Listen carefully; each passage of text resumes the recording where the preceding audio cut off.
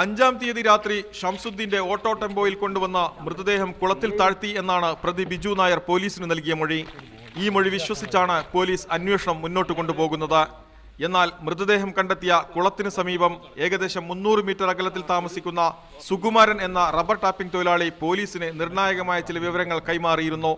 Case അന്വേഷണത്തിൽ വഴിത്തിരിവാകുമായിരുന്ന ഈ വെളിപ്പെടുത്തൽ പക്ഷേ പോലീസ് പരിഗണിച്ചതേയില്ല.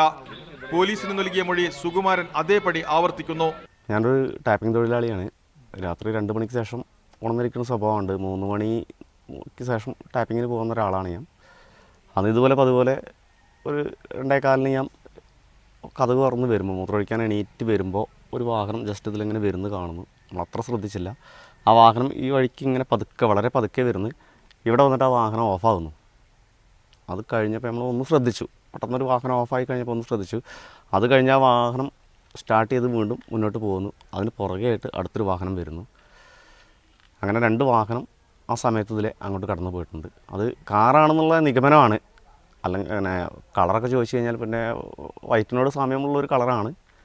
എന്താണെന്നുള്ള കറക്റ്റ് അറിയില്ല.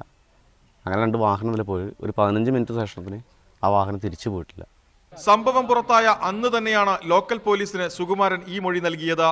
എന്നാൽ IG S ഗോപിനാഥിന്റെ മേൽനോട്ടത്തിലുള്ള പ്രത്യേക അന്വേഷണ സംഘം ഈ മൊഴി അവഗണിച്ചു. കണ്ട കാര്യങ്ങൾ ഇപ്പം ഈ മീഡിയയ്ക്ക് പറയുന്നത് അതുപോലെ തന്നെ നമ്മൾ അവരോട് പോലീസുകാരോട് ആ കാര്യങ്ങൾ പറഞ്ഞതാണ്. അവരത് എഴുതി ചേർക്കുകയും ചെയ്തു. അതിന് ഒപ്പിട്ട് മേടിക്കുകയും ചെയ്തു. അത് കഴിഞ്ഞതിന് ശേഷം പിന്നെ അതിനെക്കുറിച്ച് യാതൊരു അന്വേഷണങ്ങളും ഉണ്ടായിട്ടില്ല. പോലീസ് അന്വേഷണം ശരിയായ ദിശയിലല്ല മുന്നോട്ട് പോകുന്നത് എന്ന ആരോപണം ബലപ്പെടുത്തുന്നതാണ് ഈ വെളിപ്പെടുത്തൽ.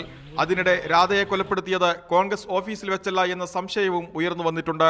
ജലീൽ പടന്ന, മീഡിയ 1, മലപ്പുറം.